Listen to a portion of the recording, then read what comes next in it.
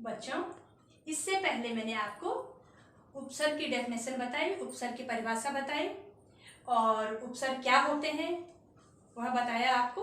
तो अब है उपसर्ग के भेद। तो उपसर्ग के कितने भेद होते हैं?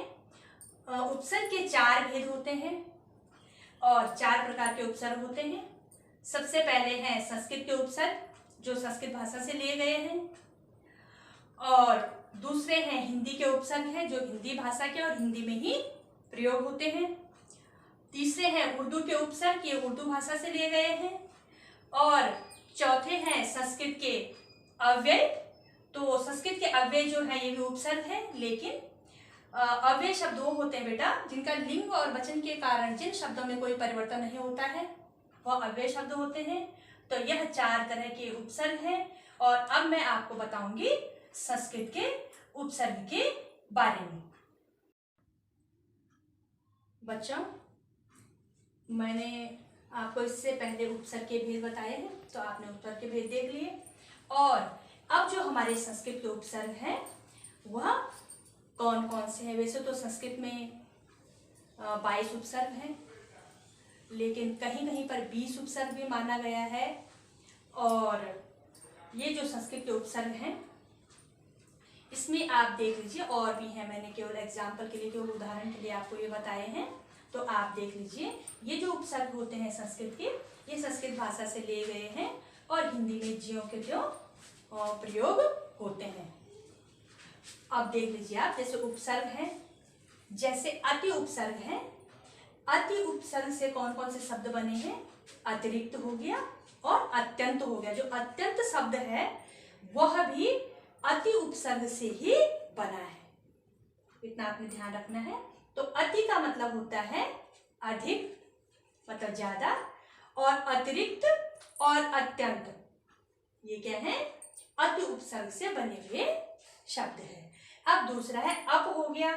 अप का मतलब होता है बुरा, इसका अर्थ है बुरा। इसमें अप उपसर्ग है। और अपमान, किसी का अपमान करना, और अपयश ये क्या है?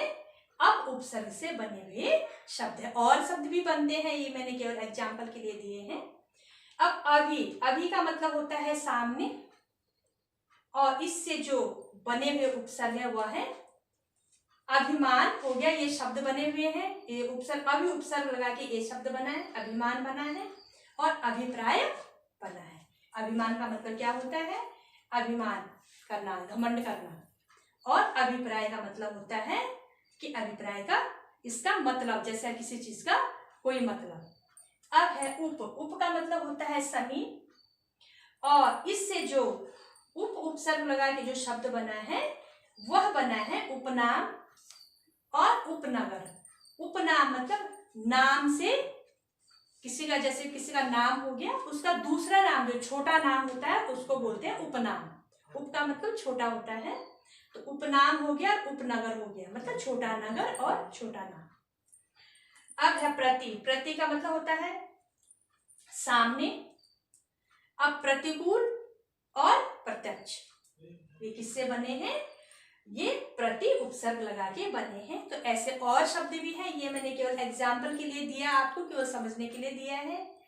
और अब मैं इसके बाद फिर हिंदी के उपसर्ग और अंग्रेजी के उपसर्ग और उर्दू के उपसर्ग हो गए, और संस्कृत के जो अव्यय हैं वो मैं अगले वीडियो में आपको बताऊंगी।